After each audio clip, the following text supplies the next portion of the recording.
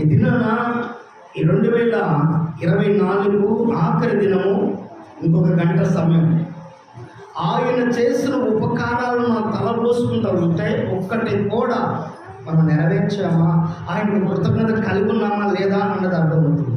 2 ప్రాముఖ్యమైన విషయాల గురించి దేవుడు తెలియచేయమంటున్నాడు. ఒకటి, నేను తొందరపడి ఏం చేస్తానంట, తొందరపాటు.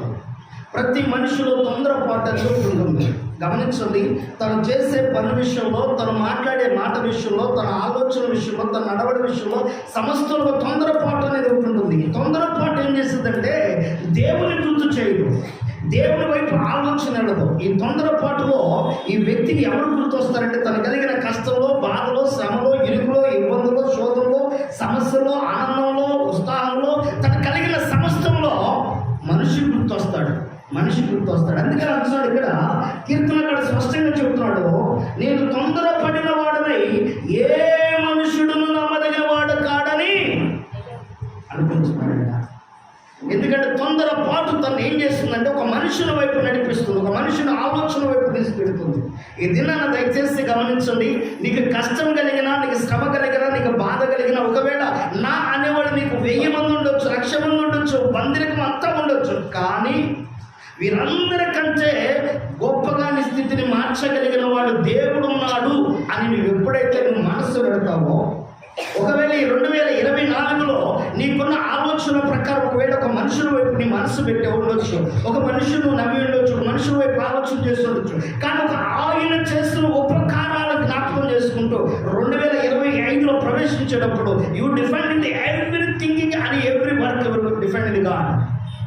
దేవుని మీద ఎప్పుడైతే నీ దేవుని మీద నువ్వు ఆధారపడటం ప్రారంభిస్తావో, దేవుడున్నాడని నమ్మి ఆయన ఆనుకుంటావో, ఆయన నీ పట్ల గొప్ప కార్యం చేయడం ప్రారంభిస్తాడు. విద్యను బిడ్డరా, మనిషి యొక్క మనసు నైవేద్యం ఎలా ఉంటుందంటే, రోజున ఒక యవనస్తుడు ఉద్యోగం లేదు, చదువుకున్నాడు. యవనస్తుడు దేవుడు అంటున్నాడు, నా కుమారుడు నా సేవ చేయడానికి రా, బయలుదేరు అన్నాడు. అంటే యవనస్తుడు అన్నాడు, ప్రభా నాకు బాధ్యతలు ఉన్నాయి, నాకు నా తల్లిదండ్రులు పేదరికంలో ఉన్నవారు వారు ఎంతో నన్ను కష్టపడి చదివించారు. ఇప్పుడు వారు చదివికి తగిన రీతిగా నేను వారికి ఉద్యోగం చేసి వారిని పోషించకపోతే సమాజం నన్ను ఏలెత్తి చూపించింది కనుక నువ్వు నాకు ఉద్యోగాన్ని ఇవ్వు, ఈ ఉద్యోగం చేసుకుంటూ నీ సేవ చేస్తానయ్యా అని ప్రార్థించాడు. దేవుడు ఆ యవనస్తుడికి ఉద్యోగాన్ని ఇచ్చాడు. ఉద్యోగాన్ని ఇచ్చినప్పుడు ఆ ఉద్యోగంలో పడిపోయి నా కుమారుడు సేవకురా అని పిలుస్తుంది. అంటున్నాడు, ప్రభా నీ మందిరానికి అర్థమే కదయ్యా నేను చేసే పని, పాట పాడాలంటే పాట పాడతా, వాక్యం చెప్పాలంటే వాక్యం చెబుతా, ప్రార్థన చేయాలంటే ప్రార్థన చేస్తా, ఎందుకంటే సేవ ఏముంది ప్రభా అని చెప్పేసాను అన్నాడు. ఉద్యోగం మధ్యలో ఒక 5-6 సంవత్సరాలు మళ్ళీ గ్యాప్ అయిపోయింది, 10 సంవత్సరాలు అయిపోయింది. ఈ సమయం మళ్ళా దేవుడు పిలిచాడు, ప్రభా ఇగో పిల్లల్ని ఇచ్చావు, పిల్లలు పెరిగి పెద్దోడు అవుతున్నారు, వారి పట్ల నాకు బాధ్యత ఉంది, వారు ఆ బాధ్యత కూడా నెరవేర్చని ప్రభా ప్రస్తుతాన్ని సేవ కంటే ప్రారంభించాడు. మళ్ళీ ఆ పిల్లలు పెరిగి పెద్దోడు అయ్యారు, పెళ్లి చేశాడు. ఆ పెళ్లి అయిపోయిన తర్వాత ప్రభు అంటున్నాడు, నా కుమారుడు ఇప్పటికే వస్తావంటే ప్రభా ఇప్పుడైనా ఆ పిల్లలు పెరిగి పెద్దోడు అయ్యారు, వాళ్ళకి పెళ్లి చేస్తారు కదా, వారికంటూ కాయొక్కమ్మ కాస్తే వాళ్ళు పెట్టుకుని ప్రభా స్తోత్రం అంటూ ఆనందంగా నేను వస్తాను ప్రభా, నీ సేవ చేయమని ఎట్లుంటారు ప్రభా అంటూ ప్రారంభించాడు. ఇలా కొద్ది కాలం గడిచిపోయిన తర్వాత రిటైర్ అయిపోయిన తర్వాత పెంచాడు. మోకాళ్ళు నొప్పులు, షుగరు, బీపీ, అల్సర్ మొత్తం వచ్చేసినాయి. ఇప్పుడు అంటాడు, ప్రభా ఎక్కడికి వెళ్ళమంటో చెప్పయ్యా నీ సేవ చేస్తానంటాడు. ఎక్కడికి వెళ్తాడు అంటాడు, ఎక్కడికి పంపిస్తే అక్కడికి వెళ్ళి సేవ చేస్తానన్నాడు. ప్రభు అన్నాడు వెంటనే, నాయన ఎక్కడికి వద్దు, ఈ గరుపాల నుంచి జాగ్రత్త దాకా నడుచుకుంటే సేవ చేసిన పో అన్నాడు. ఎక్కడ దాకా? ఈ గరుపాల నుంచి జాగ్రత్త దాకా నడుచుకుంటే సేవ చేయంటే, ప్రభు నడవడానికి కాళ్ళు నొప్పులు, ఒకవేళ మధ్యలో ఏదన్నా అలసట వస్తే నీరసం, షుగర్ ఉంది, బీపీ ఉంది ప్రభా, కడుపు లోపల కూడా అలసట ఉంది ప్రభా, నా వల్ల కాదయ్యా. మరి ఏంటి అంటే ఒక మనుషుడు తను ఎలా ఉంటాడో తన అవసరం తీర్చుకోవడానికి మాత్రమే ప్రయత్నిస్తాడే, కానీ దేవుడు ఏం చెబుతున్నాడా, ఏం చేయవచ్చుడో మాత్రం అవసరం లేదు. తను చెప్పింది చేయగలిగితే, తను చెప్పిన మాట వినగలిగితే జీవితంలో ధన్యకరమైన స్థితి ఏర్పడుతుందని బైబిల్ సాధిస్తుంది. ఇది నా పరిశుద్ధుడైన దేవుడు అంటున్నాడు కదా, ఏమంటున్నాడు తెలుసా? చక్కటి మాట, యెహోవా నాకు చేసిన ఉపకారములన్నిటికీ నేను నీకేమీ చెల్లింతును. ఈ రాత్రి వేళ ఆయన చేసిన ఉపకారాలుగా మనం ఏం చెల్లింతామో, ఒకవేళ ఏ మనుషుడు నమ్మదగిన వాడు కాదు, మనం సహాయం చేస్తానని సహాయం చేయకపోవచ్చు, మాటిచ్చి ఇవ్వకపోవచ్చు, నీకు నిలబడతానని నిలబడకపోవచ్చు, నీకు తోడుగా ఉంచాలని ఉండకపోవచ్చు, కానీ దేవుడు నీకు ఉపకారము చేసేవాడు. ఆమె ఏం చేసేవాడు? ఉపకారం. ఇప్పుడు దేని బిడ్డలారా గమనించండి, పెళ్లిలో ప్రమాణం చేస్తారు. భార్యాభర్తలు ఎంత గట్టిగా ఉంటాయంటే ప్రమాణాలు అంత గట్టిగా ఉంటాయి. వ్యాధి అందులో, లేవి అందులో, కలిమిలో, శృంగంలో, సమస్తంలో నీకే నేను భర్తను ఎందులో, నిన్ను ఎంతను విడిచిపెట్టను, నీతోనే కాపురం చేయను, చాలా హ్యాపీగా ఉంటుంది. ఒక రోజున ఇట్టాకే పెళ్లిలో ప్రమాణం చేసిన కొత్త దంపతులు బయలుదేరి అత్త వాళ్ళ ఇంటికి పండగ వచ్చింది. పండగ బయలుదేరారంట. వాళ్ళు అడవి ప్రాంతాలు కూడా వెళ్ళాలి. అడవి ప్రాంతాల నుండి వెళ్ళాల్సి వస్తే భార్యకు తెలుసు అడవి ప్రాంతాల నుండి వెళితే ఎలుగుబంట్లు ఉంటాయి, కాస్త ఇబ్బంది పెడతాయని. భర్తతో చెప్పింది, ఏమండి తొందరగా పెద్దగా వెళ్ళిపోతాము, చీకటి పడక మునిపి అడవి దాటేస్తే మనకి ఎలాంటి ఇబ్బంది ఉంటుందండి అంటే, నేనున్నా నీకు తోడ, ఇంత పెద్ద మగవాడిని పట్టుకుని నువ్వేందే భయపడతావు, ఏదొచ్చినా నేను చూసుకుంటా అంట ప్రారంభించాడు. ఇక భర్త సపోర్ట్ ఇచ్చిన తర్వాత ఇక భార్య చాలా హ్యాపీగా ఫీల్ అయిపోయింది. నా భర్త నాకున్నాడు కదా, ఏ అడవి అయితే నాకేంది, ఏదైతే నాకేంది అని చెప్పి సంతోషంగా బయలుదేరింది. కొంచెం అడవిలోకి వెళ్ళగానే వీడు ఒక చిన్న టార్చ్ చేసుకుని వెళ్తా ఉన్నారు. ఆ టార్చ్కి 2 లైట్లు కనబడతా ఉన్నాయి. ఒక టార్చ్ చేస్తే 2 లైట్లు ఎదురు కనబడతా ఉన్నాయి. ఈయన అంటున్నాడు, ఏమే మనం వేసింది ఒక టార్చ్ కదా, ఏంటి ఎదురు 2 లైట్లు కనబడుతున్నాయి అన్నాడు. ఆ 2 లైట్లు ఏంటి తెలుసండి నీకు అంది. 2 లైట్లు ఏంటి, అవి కూడా మన టార్చ్లకి ఎవరు 2 టార్చ్లు వేసుకొస్తున్నారులే అన్నాడు. 2 టార్చ్లు కాదండి, వచ్చేది ఎలుగుబంటి అండి, వచ్చేది ఏంటిది ఎలుగుబంటి అండి. ఒకవేళ నన్ను కాపాడటం తెలుసు కదండి, ప్రామిస్ చేసావు కదా నన్ను కాపాడతా, అస్సలు నేను కాపాడతా, ఏం భయపడక దగ్గర రాని చూద్దాం అని చెప్పన్నాడు. దగ్గర రానే వచ్చింది, ఎలుగుబంటి దగ్గరకు వచ్చింది. ఏం చేయడం ప్రారంభించంటే, నీకు చెట్టు ఎక్కడం వచ్చా అన్నాడు. ఏమక్కడమంట, నీకు చెట్టు ఎక్కడం వచ్చా అన్నాడు. నాకు చెట్టు ఎక్కడం రాదండి అంది. అయితే నాకు వచ్చి నేను ఎక్కుతున్నాను చూడండి, చెట్టు ఎక్కేసాడు. ఏం చేయాలప్పుడు ప్రమాణం చేస్తాడు కదా కాపాడుతానని చెట్టు ఎక్కి కూర్చున్నాడు. ఇక ఈమెకు స్కూల్లో చదువులో ఏం నేర్పించారంటే, ఎలుగుబంటి చచ్చిన శవాన్ని ఏమీ చేయదు, వెంటనే చనిపోయిన శవాలా పడిపోయింది. ఎలుగుబంటి వెళ్ళింది, కాళ్ళ దగ్గర ముక్కు పెట్టి చూసింది, ముందు పెట్టి చూసింది, చెవుల దగ్గరికి వెళ్ళింది, అటు ఇటు చూసింది, అన్నీ అయిపోయి పైన నుంచి చెడిపోయినట్టు మొత్తం చూస్తా ఉన్నాడు. అన్ని చూస్తా పైగా వస్తుంది, అన్ని చూస్తా పైగా వస్తుంది. మాత్రం ఈయన పైనుంచి కింద దిగట్లేదు, ఎలుగుబంటి అక్కడి నుంచి ఆడుతున్నాం. కాసేపటికి ఎలుగుబంటి కాస్త వెళ్ళిపోయింది. అది వెళ్ళిపోయింది అనగానే ఏమో ఊపిరి పిలుచుకుని పైకి లేచింది. లేవటం తన కిందకి వచ్చి అంటాడు, చెవులో ఏం చెప్పింది కది అంట ప్రారంభించాడు. ఇలాంటి పిరిగోడుతో కాపురం చేయొద్దండి ఏనట, ఇలాంటి పిరిగోడుతో కాపురం చేయ మగని చెప్పింది. చూడు గమనించిన కారణం ఏంటంటే, మనిషి ఒకవేళ ఆ సందర్భంలో నీకు నిలబడాలి అనే పరిస్థితి వచ్చినా, తన ప్రాణం మీదకి వచ్చినప్పుడు తన సమస్య తన దగ్గరకు వచ్చినప్పుడు నిలబడలేని పరిస్థితి వచ్చింది. కానీ అలాంటి పరిస్థితులు నీకు ఎదురైనప్పుడు, అలాంటి సందర్భం నీకు ఎదురైనప్పుడు నువ్వు చేయాల్సింది ఏంటంటే, ఇన్ని సంవత్సరాలు దేవుడు కాపాడి క్షేమాన్ని ఇచ్చి మరో 120 సంవత్సరాలకి ఇవ్వబోతున్న దేవుడు ఒక అద్భుతం చేయబోతున్నాడు. ఏంటి తెలుసా, అది ఉపకారం చేసే దేవుడిని మరవకుండా మరో సంవత్సరం ప్రవేశించు. ఆమె ఇంతకాలం ఉపకారం చేస్తాడే, మరో సంవత్సరం కూడా దేవుడు ఉపకారం చేస్తాడు కదా. మనం ఈ నిన్న వీడియో చూస్తాడు, చాలామంది బ్లెస్సింగ్ వర్డ్స్ ఇచ్చారు, ఆశీర్వాద వచనాలు. నూతన సంవత్సరం ప్రవేశించేటప్పుడు ఆశీర్వాద వచనాలు ఇచ్చారు చాలామంది. గమనించండి, చిన్న షార్ట్ వీడియోస్ వచ్చినాయి. అయితే ఒక ఆయన అన్నాడు, దుఃఖంతో ఉండొచ్చు, కష్టంతో ఉండవచ్చు, బాధతో ఉండొచ్చు, 2025 నీకు షార్ట్గా మారచ్చు అనేసరికి ఆ వీడియో ఊరు చూడటం మానేసింది. ఇప్పుడు ఏం కావాలి మనుషులకి, దీవిస్తానంటే సంతోషం, ముద్ద పెడతానంటే సంతోషం, చాచిపెడి కొడతానంటే భయం. అమ్మా నీకు అప్పు ఇస్తానంటే హ్యాపీ, నాకు అప్పు ఇప్పుడు ఇస్తామంటే భయం, తీసుకున్నప్పుడు ఇప్పుడు ఇస్తామంటే భయం. మళ్ళీ తింటే ఏమన్నా పొడుగుతాడు, మనకి ఎందుకు అంటాం అనుకుంటాం. గమనించండి, కారణం ఏంటంటే మనిషి ఎప్పుడు చూసినా సంతోషాన్ని కోరుకుంటాడు, తప్పలేదండి. అలాగే తన ఆలోచన కూడా ఎప్పుడు పాజిటివ్గా ఉండాలి, కానీ నెగిటివ్గా ఎప్పుడు తెచ్చుకోకూడదు. సమస్యల, కష్టాల, బాధల, ఇరుకుల ఇన్ని సంవత్సరాల దేవుడు వాటి నుంచి విడిపించిన దేవుడు మనం విడిపిస్తాడు. ఉపకారం చేసే దేవుని మనం కలిగి ఉన్నాం. గమనించండి, పరిశుద్ధ లేఖన గ్రంథంలో భక్తులు వారి జీవితంలో జరిగిన ఉపకారాలు, వారి స్థితిగతులను మార్చిన దేవుడు ఈ రాత్రి వేళ దేవుని వాక్యం ఇచ్చిన నీ స్థితిగతులు దేవుడు మార్చబోతున్నాడు. ఆమేన్. వారి జీవితాలు చేసిన ఉపకారాలు దేవుడు నీ జీవితంలో కూడా చేయబోతున్నాడు. ఆమేన్. గమనించండి, కొన్ని ఉపకారాలు మనం జ్ఞాపకం చేసుకున్నాం. ప్రియదేవుడిలాగా ఆదికాండము 12వ అధ్యాయం 10వ వచనం. ఆదికాండము 12వ అధ్యాయం 10వ వచనం. అప్పుడు ఆ దేశములో కరువు వచ్చును, ఆ దేశములో కరువు భారముగా ఉన్నందున అబ్రాము ఐగుప్తు దేశంలో నివసించుటకు అక్కడికి వెళ్ళను. దేవుడు గమనించండి, అబ్రహాం అడుగు పెట్టిన చోటకి ఏమొచ్చిందంట, కరువు వచ్చింది. ఆ సంవత్సరం ఆ దినాన ఆ సమయంలో కరువుతో బాధపడుతూ ఉన్నాడు. కరువుతో బాధపడుతా, దేవుడా ఏ దేశానికి వెళ్ళమన్నా, ప్రాంతానికి వెళ్ళమన్నా వెళ్తున్నానయ్యా, కరువుతో బాధపడుతున్నానయ్యా అని బాధపడుతూ ఉన్నాడు. కరువు ఒకటే అనుకుంటే పర్వాలా, అబ్రహాం దగ్గర ఇంకో సమస్య ఎదురైంది. ఏంటి ఆ సమస్య అంటే, తన భార్య చాలా అందంగా ఉండటం వలన అక్కడున్న దేశపు రాజు తన భార్యను తీసుకెళ్ళి తన వశపరుచుకుని తన ప్రాణం తీస్తాడేమో, అది ఒక మరణ భయం ఏర్పడింది. మూడవది, అబ్రహాం తన జీవితంలో ఎలా ఉన్నాడంటే ఒంటరివాడు అయిపోయాడు. ఎవరితో తన సమస్యలు పంచుకోవడం కూడా లేని పరిస్థితి ఏర్పడింది.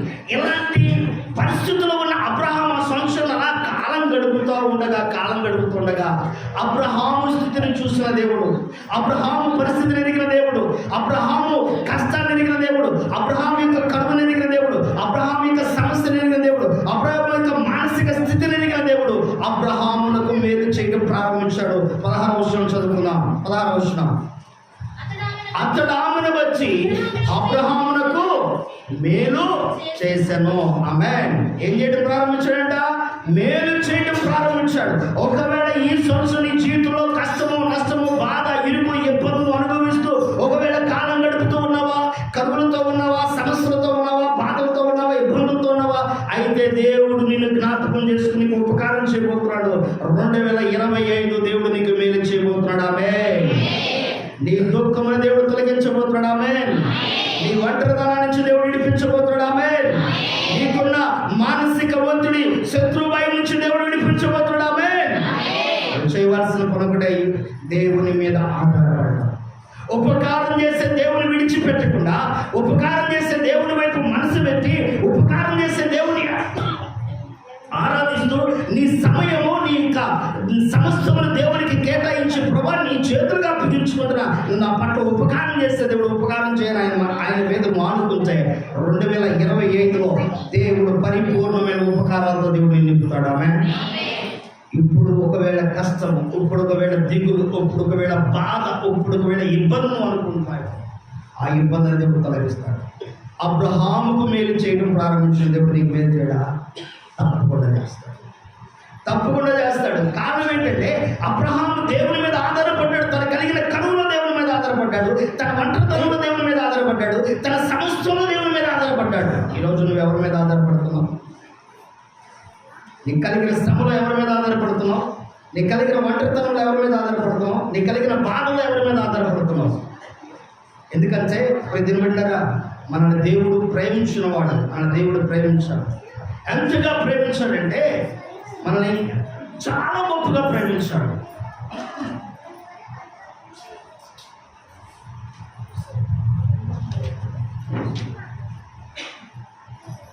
మనం ఎంతగా ప్రేమించాడంటే ఆయన ఉచితమైన కృప చూపిస్తూ మనల్ని ప్రేమించిన దేవుడు. ఎందుకంటే ఒకవేళ ఒంటరిగా ఉన్నావా, అదేం దిగులు పడదు. బలపరచబడలేని బలహీనపరచబడుతున్నావా, ఏం బాధపడదు. దేవుడు నిన్ను పిలిచిన దేవుడు గొప్పవాడు, నిన్ను ఏర్పాటు చేసుకున్న దేవుడు గొప్పవాడు. ఎందుకంటే బలహీనులైన మనల్ని దేవుడు పిలిచిన దేవుడు. బలహీనులైన మమ్మును నీవు పిలిచిన దేవుడవు, ఇలలో సాక్షులుగా మమ్మును నిలిపిన దేవుడవు. బలహీనులైన మమ్మును నీవు పిలిచిన దేవుడవు, ఇలలో సాక్షులుగా మమ్మును నిలిపిన దేవుడవు. అలనాడు మోషేపై చూపిన కృప, ఈనాడు మాపై చూపి అద్భుతాలు జరిగించు. అలనాడు మోషేపై చూపిన కృప, ఈనాడు మాపై చూపి అద్భుతాలు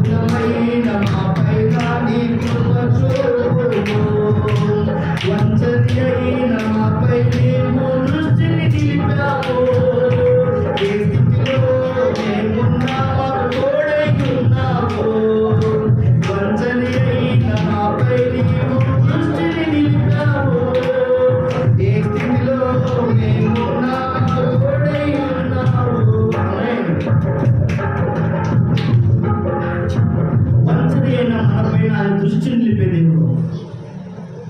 ఈ సంవత్సరం రాసిన పాట, 2024 రాసిన పాట. బాగా కుమిలిపోతూ ఉన్న ఒంటరితనంగా నేను మా పాస్టర్ గారితో కలిసి వేగంతో ఎదుర్కో సందర్భంలో ప్రభావిస్తున్నాడు. నాకు మాట నీకు తోడుగా నేను ఉన్నాను కదా. ఇప్పుడు ఒంటరిగా ఎందుకు అనుకున్నాను, నేను ఉన్నాను కదా నీకు తోడు అన్నాడు. అప్పుడు రాసుకున్న పాట. ఎందుకంటే ఒంటరి వాళ్ళము కాము. ఒకవేళ నువ్వు కుమిలిపోతూ బాధపడతా ఉంటే ఆయన నీతో ఉండే దేవుడు. ఆమేన్. ఆయన నిన్ను బలపరిచే దేవుడు. ఆమేన్. ఆయన నిన్ను ధైర్యపరిచే దేవుడు. నిన్ను విడిచేవాడు కాడు. కనుక కలిగిన కష్టంలో, నష్టంలో, బాధలో, ఇరుకులో, ఇబ్బందులో అబ్రహామును దేవుడు ఏం చేస్తాడు? ఉపకారం చేస్తాడే కానీ అపకారము చేయలా. కనుక 2025 దేవుడు నిన్ను ఉపకారాలతో నింపబోతున్నాడు. ఆమేన్. ఆ ఉపకారంతో దేవుడు నింపుటకు నిన్ను నడిపించబోతున్నాడు. ఆమేన్. కనుక దయచేసి దేవుడి వైపు మనసు దేవుని బిడ్డలారా గమనించండి. రెండవ వ్యక్తిని పరిచయం చేసుకున్నా దేవుని లేఖన గ్రంథంలో నుంచి అదే ఆది కాండము దేవుని బిడ్డలారా 26వ అధ్యాయము. అదే ఆది కాండం 26వ అధ్యాయము చదవండి. పరిశుద్ధ లేఖన గ్రంథం నుంచి 3వ వాక్యం. ఈ దేశమందు పరదేశి వైండుము, నేను నీకు తోడై ఉండి నిన్ను ఆశీర్వదించదును. ఆమేన్. దేవుని బిడ్డలారా గమనించండి. ఆ దేశం ఎలాంటి దేశంలో ఉన్నామన్నాడు తెలుసా దేవుడు? ఎలాంటి ప్రాంతంలో ఉన్నామన్నాడు తెలుసా దేవుడు? ఎలాంటి ప్రదేశంలో నివాసం చేయమన్నాడు తెలుసా? గెరారు అనే దేశంలో ఉన్నామన్నాడు. అక్కడ ప్రజలు ఎలాంటి వారు అంటే బహు భయంకరుడు. అబ్రహాము కాలంలో వచ్చిన కరువు మరలా ఆ దేశంలో వచ్చింది. అబ్రహాము కాలంలో ఉన్న ప్రజలు మరలా అదే ప్రజలు అక్కడ ఉన్నారంటే అందమైన స్త్రీ కనబడితే తను తీసుకెళ్ళిపోయి తన వసుకొచ్చుకుంటారు. అలాంటి ప్రజలే అక్కడ ఉన్నారు. అబ్రహాం ఎదుర్కొన్న సమస్యను మరలా తన కుమారుడు ఎదుర్కొంటున్నాడు. గమనించండి. తన కుమారుడు మరలా అదే సమస్యను ఎదుర్కొంటున్న సందర్భంలో దేవాతి దేవుడు తనతో మాట్లాడుతున్నమాట. ఈ దేశం ముందు ఉండు, ఈ ప్రాంతం ముందు ఉండు. ఒకవేళ వాళ్ళ శత్రువులైన ఇబ్బంది పెడుతున్నారా, వాళ్ళ సమస్య పెడుతున్నారా, వాటిని బాధించే వారు ఉన్నారా, వాళ్ళ సమస్య రేపే వారు ఉన్నారా, అయితే ఆ దేశం ముందే నువ్వు ఉంచే నీ పట్ల గొప్ప కార్యం చేస్తా దేవుడు చెప్తున్న మాట. ఏమిటి? ఏ గొప్ప కార్యం చేశాడు దేవుడు? అక్కడ చదువుకున్న 3 గొప్ప కార్యాలు ఇస్సాకు ద్వారా దేవుడు జరిగించాడు. ఒకటి ఏమిటి అంటే గమనించండి. 8-9 వర్షాలు ఒకసారి చదవండి. సారీ అమ్మా, 9వ వర్షం 10వ వర్షం చదవండి. అప్పుడు అబీమెలెకు ఇస్సాకును పిలిచి, ఇదిగో ఆమె నీ భార్యయే, ఆమె నా సహోదరి అని ఎలా చెప్పింది అడుగుగా ఇస్సాకు ఆమెను వచ్చి నేను చచ్చిపోదునేమో అనుకుంటున్నాని. అందుకు అబీమెలెకు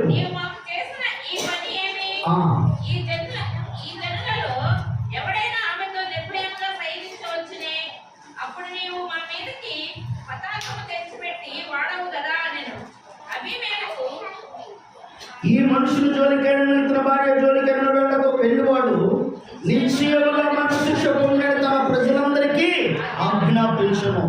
దేవుడు ఉన్నమన్న చోట ఉంచే, దేవుడు చేయమన్న పనులు చేయడం ప్రారంభిస్తే దేవుడే ప్రతీకారం చేయడం ప్రారంభిస్తాడు. ఆమె దిగులు పడాల్సిన పని లేదు. ఒకవేళ నువ్వు బాధపడుతూ, ఇబ్బంది పడుతూ, సమస్యలతో, కష్టాలతో నలిగిపోతూ ఉన్నావా, ఉపకారం చేసే దేవుడు నీకున్నాడు. ఇస్సాకుకు ఉపకారం చేయడం ప్రారంభించిన దేవుడు నీ జీవితంలో ఉపకారం చేయడా? ఇస్సాకును బలపరిచిన దేవుడు నిన్ను బలపరచడా? అబ్రహాముకు ఉపకారం చేస్తాడు నీకు చేయడా? తప్పుగా చేస్తాడు. నువ్వు నమ్మాల్సింది ఏమిటంటే నాకు ఉపకారం చేసే దేవుడు నాతో ఉన్నాడు. ఏ మనుషుడు నమ్మదగిన వాడు కాకపోయినను నమ్మదగిన వాడు నా దేవుడు ఉన్నాడు. ఆయన నాకు ఉపకారం చేయబోతున్నాడు. ఆమె ఆ ఉపకారాన్ని వచ్చి నువ్వు దేవుని మనసారా స్తుతించాలి. అందుకనే చెబుతున్నాడు. రెండవ విషయం ఏంటంటే ఇస్సాకు ఆ దేశం ముందున్న వాడే ఆ సంవత్సరం ఏం వేశాడంట? విత్తనం వేశాడంట. ఆ దేశం ముందున్న వాడే ఆ సంవత్సరం. అరే ఏమన్నా నాకు కొద్దాక బయటకు తిరుగుతున్నారు, ఏ డ్యూటీ దాన్ని ఉంచారు ఎవరన్నా?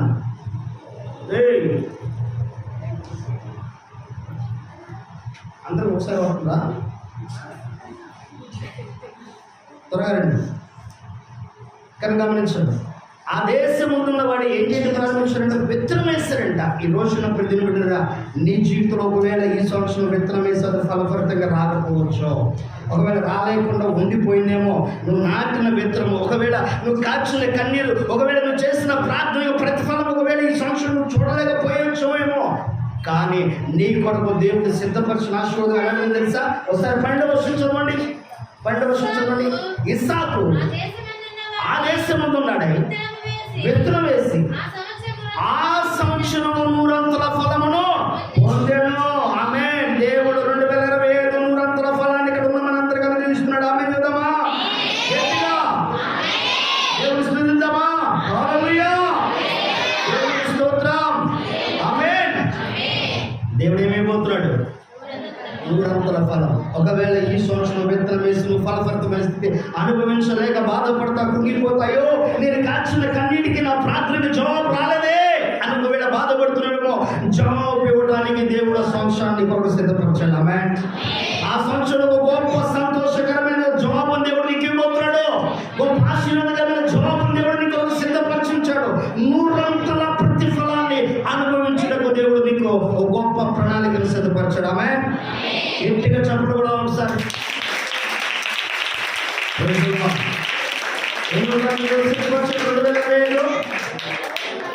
చెప్పాలి. ఏమి ఇవ్వడానికి సిద్ధపరిచాడు చెప్పాలి. పక్కనతో చెప్పు, నువ్వు ఏడమ్మకు దేవుడు అంత పోయిపోతాడని చెప్పండి. ఆమేన్. ఆమేన్. చెప్పారా పక్కనతో? ఒక సంతోషం. ఏమి పోతాడు దేవుడు? మరి ఎందుకు దుఃఖం పొందుతాడు? అనిపించాం, బాధపడ్డాం.